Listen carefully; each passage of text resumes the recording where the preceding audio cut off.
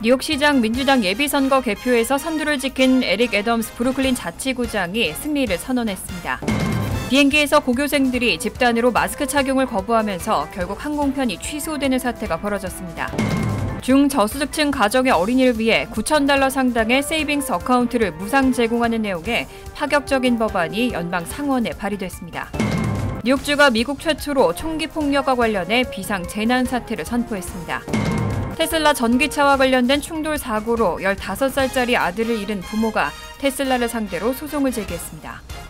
이상은 이 시각 주요 뉴스입니다.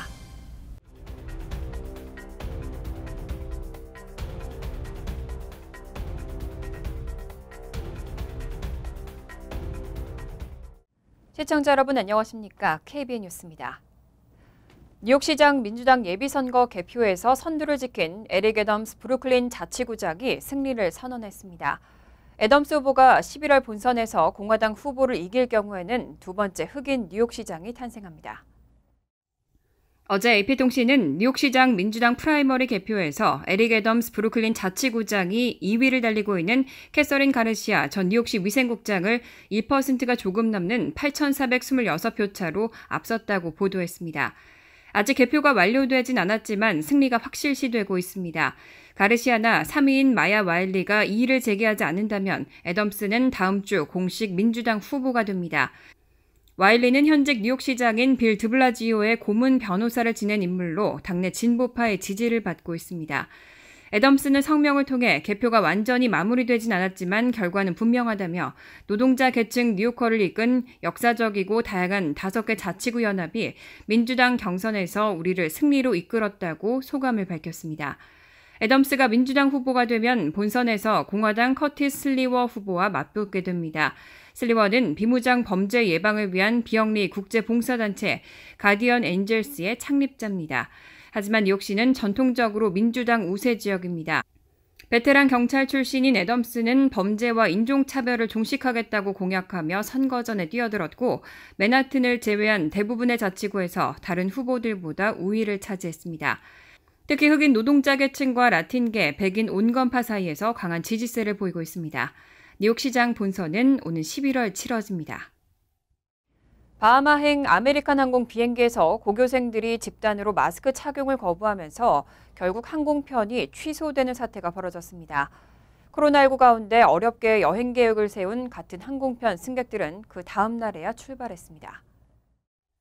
지난 5일 오전 샬럿 더글라스 국제공항의 아메리칸 항공사 기내에서 보스턴 지역 고등학생 30여 명이 2시간 이상 마스크 착용을 거부한 채 욕설을 퍼붓고 고성을 지르는 소동이 벌어졌습니다. 당시 항공기는 오전 9시 30분쯤 서인도 제도 바하마의 수도 나스로 출발할 예정이었습니다.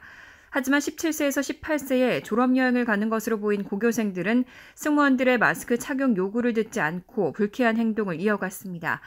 일부 승객은 이들의 난동을 휴대전화로 촬영했는데 영상에는 마스크를 벗은 채 손을 흔드는 학생의 모습도 담겼습니다.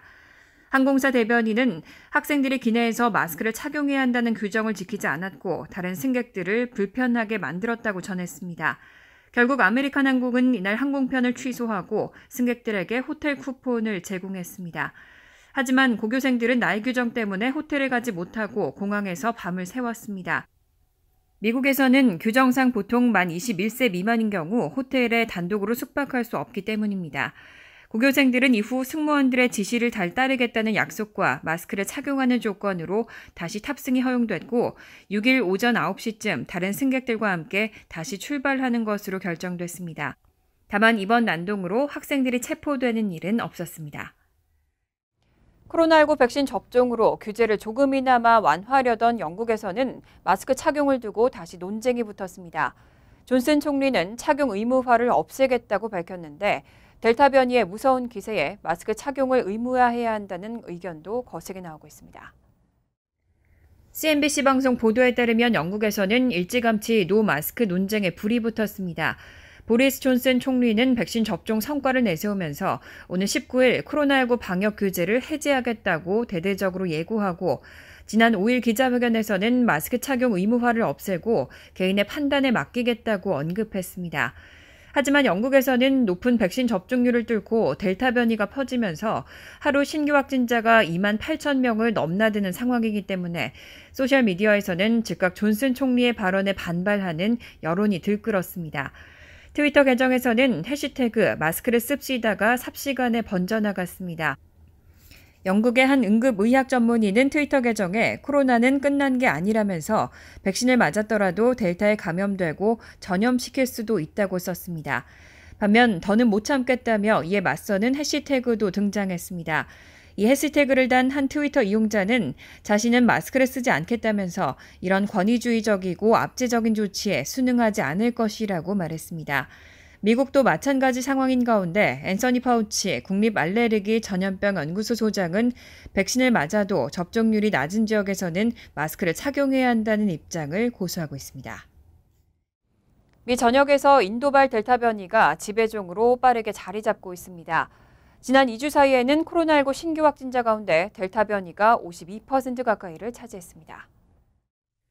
폴리티코는 어제 질병통제센터의 발표를 인용해 지난 6월 20일부터 7월 3일 사이 코로나19 신규 확진자 가운데 델타 변이가 51.7%를 차지했다고 보도했습니다. 이 비율은 지난 6월 19일 30.4%에서 불과 3주 사이 21.3%포인트 뛰었습니다. 아이오와 캔자스, 미주리, 네브라스카 등 지역에선 델타 변이 비율이 80%에 달한다는 예측도 있습니다. 일부 지역에서 이렇게 델타 변이 침투율이 높은 이유는 백신 거부 현상 탓이 큰 것으로 보입니다. 실제로 CDC에 따르면 12세 이상 인구 가운데 백신 접종을 한 비율은 55%에 달하지만 백신 거부 탓에 접종률은 정체기에 접어들고 있습니다. 앞서 월렌스키 CDC 국장은 델타 변이가 초전염성 바이러스라며 최근 저조한 백신 접종률과 델타 변이 확산이 확진자 증가의 배경일 수 있다고 분석했습니다. 델타 변이는 현재 미국의 지배종인 영국발 알파 변이보다 감염력이 60% 정도 더 높은 것으로 알려졌습니다. 알파 변이도 이미 중국 우한에서 처음 발견된 기존 코로나19보다 전염력이 70% 높은 슈퍼 전파 바이러스였다는 점을 감안하면 상당히 높은 전염력인 만큼 보건당국의 우려가 커지고 있습니다. 중저소득층 가정의 어린이를 위해 $9,000 상당의 세이빙스 어카운트를 무상 제공하는 내용의 파격적인 법안이 연방 상원에 발의됐습니다. 민주당이 상하원을 장악하고 있는 만큼 통과 가능성이 충분하다는 분석이 나옵니다. 5일 뉴욕타임스 등 언론에 따르면 민주당의 척 슈머 상원 원내대표 론 와이든, 밥 케이시 상원의원이 지난달 28일 영 아메리칸 세이버스 법안을 연방 상원에서 공동 발의했습니다. 이 법안은 조정 총 과세 소득이 연 $10만 미만 가정의 어린이 한 명당 $9,000 상당의 세이빙스 계좌를 제공하는 것이 주요 내용입니다. 구체적으로는 소외아동이 18세가 될 때까지 연방 재무부가 매년 $500를 18년에 걸쳐 계좌에 디파짓 해주도록 규정하고 있는 겁니다.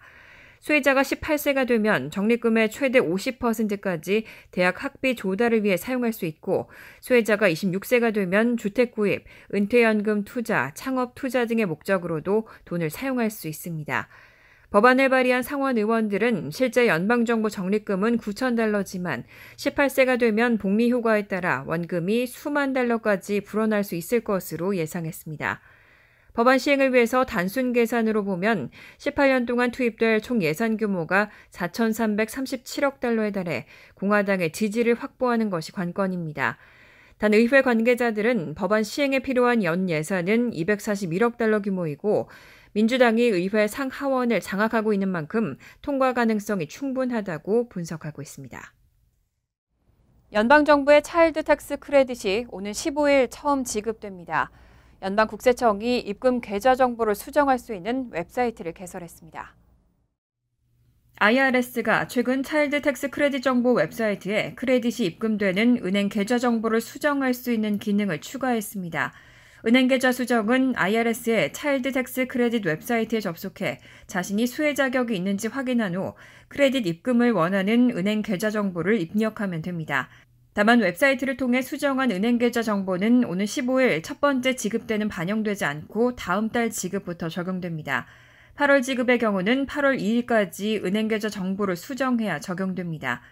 지난 3월 바이든 대통령이 서명한 코로나19 3차 부양책에 따라 7월부터 12월까지 매달 15일마다 수혜 자격을 갖춘 이들에게는 자녀당 매월 최대 $300의 차일드 텍스 크레딧이 지급됩니다. 연소득 개인 $7만 5천, 부부 합산 $15만 이하의 가정의 경우 부양 자녀가 5세까지는 총 $3,600, 6세에서 17세는 총 $3,000의 차일드 텍스 크레딧이 지급됩니다. 연소득이 $7만 5천, 부부 합산 $15만 넘는 경우에는 소득 초과분 $1,000마다 지급액이 $50씩 감소합니다. 뉴욕주가 미국 최초로 총기 폭력과 관련해 비상 재난 사태를 선포했습니다. 앤드류 쿠오모 주지사는 총기 폭력을 공중 보건 위기로 규정하고 총기 폭력 예방국을 신설하는 등 적극적인 대응에 나서겠다고 밝혔습니다. 앤드류 쿠오모 뉴욕 주지사가 어제 뉴욕시 맨하튼의 존 제이 형사사법대학에서 총기 폭력 대응을 위한 행정명령에 서명했습니다. 행정명령은 만연한 총기 폭력을 공중 보건 위기로 규정하고 이를 근절하기 위해 재정과 각종 자원을 신속히 제공하는 내용을 담았습니다. 이에 따라 쿠오모 주지사는 뉴욕주에 총기폭력 예방국을 신설하고 주요 경찰서에 총기폭력 통계를 주정부와 공유할 것을 의무화하고 수집한 데이터를 활용해 총기폭력 핫스팟을 추적한 뒤 해당 지역에 재원을 집중 배치할 계획입니다. 또 청년층 직업 제공 등 각종 예방 프로그램에 총 $1억 3,870만 투자하고 주 경찰에 총기 밀매 차단반을 신설해 총기 밀수를 원천 봉쇄하기로 했습니다. 아울러 총격 부상 또는 사망 사건에 대한 민사재판에서 총기 제조사들의 책임을 면제해주는 기존 법안의 종지부를 찍고 제조사에 대한 법적 책임을 부활하는 법안에 서명했습니다. 쿠오모 주지사는 코로나19 사망자보다 더 많은 사람이 총기 폭력으로 죽고 있다며 종합적인 접근법을 통해 뉴욕이 코로나19 사태처럼 총기 문제에서도 다시 한번 선도적인 역할을 할 것이라고 말했습니다. 올해 6월 초까지 뉴욕시에서는 최소 687명이 총기 폭력으로 사망 또는 부상당한 것으로 집계됐습니다. 테슬라 전기차와 관련된 충돌 사고로 15살짜리 아들을 잃은 부모가 테슬라를 상대로 소송을 제기했습니다. 유가족들은 테슬라의 오토파일럿 기능에 문제가 있다면서 테슬라 측에도 사고에 책임이 있다고 주장하고 있습니다. 뉴욕타임즈는 캘리포니아주에서 테슬라 전기차와 포드 픽업 트럭 충돌 사고로 15살 소년이 사망한 가운데 이 소년의 부모가 엘러미다 카운티 법원에 테슬라를 상대로 소송을 냈다고 보도했습니다. 충돌 사고는 2019년 8월 캘리포니아주 880번 고속도로에서 발생했습니다. 테슬라 모델 3 운전자는 사고 당시 오토파일럿 기능을 켠 채 시속 100km에 가까운 속도로 질주하다가 차선 변경을 하던 픽업 트럭을 들이받았습니다. 아빠가 몰던 픽업 트럭 조수석에 탑승했던 조바니 멜도나도는 이 사고로 숨졌습니다. 차선 변경과 전방 장애물 탐지 기능 등을 제공하는 오토파일럿은 테슬라가 자율주행 기능으로 자랑해왔지만 다른 자동차 회사가 제공하는 첨단 운전자 지원 시스템과 유사하다는 평가입니다. 멜도나도 부모는 소장에서 오토파일럿의 결함이 있고 이 기능이 교통 상황에 제대로 대응하지 못했다면서 테슬라에도 사고의 책임이 있다고 주장했습니다. 하지만 테슬라 변호인은 충돌 사고의 책임은 테슬라 전기차를 부주의하게 몬 운전자에게 있다는 입장입니다. 이에 대해 뉴욕타임스는 테슬라가 오토파일럿에 대해 자율주행과 제동, 가속 기능을 갖춘 시스템이라고 자랑했지만 충돌 사고 당시 오토파일럿도 운전자도 테슬라 차속도를 늦추지 않았다고 지적했습니다. 한국 외교부가 긴급 여권 발급 제도를 대폭 개선했습니다. 어제부터 새로운 긴급 여권 발급이 시작됐는데 발급에 소요되는 시간도 대폭 줄어들었습니다. 한국 외교부가 긴급 여권 발급 제도를 대폭 개선하고 어제부터 새로운 긴급 여권의 발급을 개시했습니다. 긴급 여권은 유효기간 1년 이내의 단수 여권으로 분실 등의 사유로 전자 여권을 발급받을 시간적 여유가 없는 경우 여권의 긴급한 발급이 필요하다고 인정되는 경우 신청할 수 있습니다. 발급받기 위해서는 긴급 여권 발급 신청 사유서를 제출해야 하고 여행 목적이 신청인의 친족 사망 또는 중대한 질병, 부상 등의 사유인 경우 증명서류 제출 시 수수료를 감면받을 수 있습니다. 긴급 여권 발급기관은 주 뉴욕 총영사관을 포함한 해외 여권사무 위임 제외공관 181곳 외에 이번에 한국 내 발급기관이 18개소에서 66개소로 확대됐습니다. 국제민간항공기구의 권고사항 및 차세대 전자여권의 기본 디자인 적용을 통해 디지털 인쇄 방식이 채택되면서 발급에 소요되는 시간도 대폭 단축됐습니다. 긴급 여권 발급 신청 사유서는 주 뉴욕 총영사관 홈페이지에서 다운받을 수 있습니다. 간추린 소식입니다. 플로리다주 마이애미데이드 카운티 서프사이드의 아파트 붕괴 참사 희생자가 46명으로 늘어났습니다. 붕괴 사고 14일째인 오늘 실종자 가족을 상대로 한 비공개 브리핑에서 수색 구조대가 잔해에서 10구의 시신을 추가로 수습했다고 밝혔습니다. 사망자 46명 중 현재까지 32명의 신원이 확인됐고 아직 생사 확인이 안 되고 있는 실종자는 94명입니다. 러시아와 연계된 것으로 추정되는 해커 집단이 지난주 공화당 전국위원회의 컴퓨터 시스템에 침투했다고 블룸버그 통신이 어제 보도했습니다. 블룸버그는 이 해킹이 APT29나 코지베어라고 불리는 러시아 연계 집단이 주도했다고 전했습니다. 러시아의 대외 정보국과 연관되어 있는 것으로 추정되는 코지베어는 지난해 12월 미국 네트워크 관리업체 솔라윈즈를 통해 미국 내 9개 정보기관의 시스템에 침투한 것으로 지목된 바 있습니다. 공화당 측은 정보가 유출됐다는 흔적은 없다면서도 마이크로소프트로부터 계약 업체 중 하나인 시넥스의 시스템이 공격에 노출됐을 수 있다는 통보를 받았다고 밝혔습니다. 앤디 김 의원은 지난 1월 6일 워싱턴 DC의 연방의사당에 트럼프 대통령의 지지자들이 대거 몰려와 난동을 피운 직후 자신이 의사당 건물을 청소하면서 입었던 푸른색 정장을 스미소니언 박물관에 기증했다고 어제 밝혔습니다. 김 의원에 따르면 스미소니언 박물관 측이 이 정장을 기증해달라고 먼저 요청해왔다며 이 정장은 김 의원이 바이든 대통령의 취임식에 입으려고 휴가철 세일 기간에 구입한 제이크로 브랜드의 기성복이라고 밝혔습니다. 코로나19 사태로 어려움을 겪고 있는 세입자를 위한 뉴욕주의 제2차 긴급 렌트 지원 프로그램에 총 11만 9,209명이 접수했습니다. 뉴욕시 거주 세입자가 9만 1,457명으로 절대 다수를 차지했습니다. 2차 긴급 렌트 지원 프로그램은 주정부가 준비한 재원이 소진될 때까지 먼저 신청한 세입자에게 우선 지원하는 방식으로 시행되는데 승인을 받으면 최대 12개월치의 임대료와 유틸리티 비용 등을 지원받게 됩니다.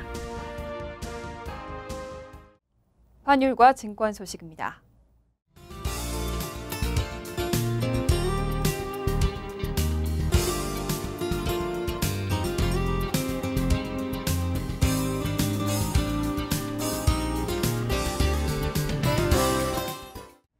이어서 날씨입니다.